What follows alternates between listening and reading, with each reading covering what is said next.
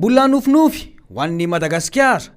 ny atakatra ny fandrosoan'ny Rwanda izay avenin'ny fitondrana ankehitriny ho tratrarina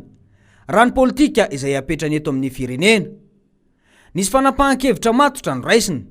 fa tsy fitantanana tsapatsapaina tahaka ny misy eto amintsika. Tena misy ny atao hoe fifankazahoana amin'ny samy mpanao politika ao toerana ary misy rafitra ndapetaka mihitsiny ao ahafahan'ny mpanao politika mivelatra sy mamlaza ny heviny ary mandray anjara tanteraka ny antoko-panohitra ka tsy laza hoe ao amin'ny Sénat zao fotsiny dia tsy maintsy misy le hoe forum des partis politiques tsy maintsy misy olona tena anankiroa avy any amin'izao ohatra amin'ny Sénat ao zany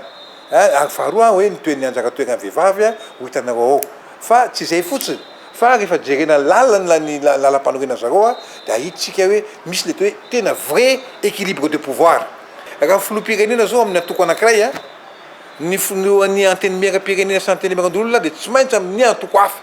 na ny majorité aza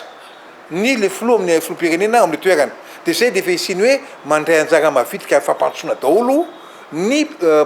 acteur rehetrarehetra au Rwanda ao. Zany rehetra zany dia lazana hoe tsy misy ny atao hoe politique d'exclusion any Rwanda. Nanamafy moa ny teo anivon'ny Sénat fa isy ny fandarana manokana izay hitondran'izy ireo nitatitra momba ny fitsidihan'ireo délégation teo anivon'ny Sénat eto Madagasikara tatsy Rwanda.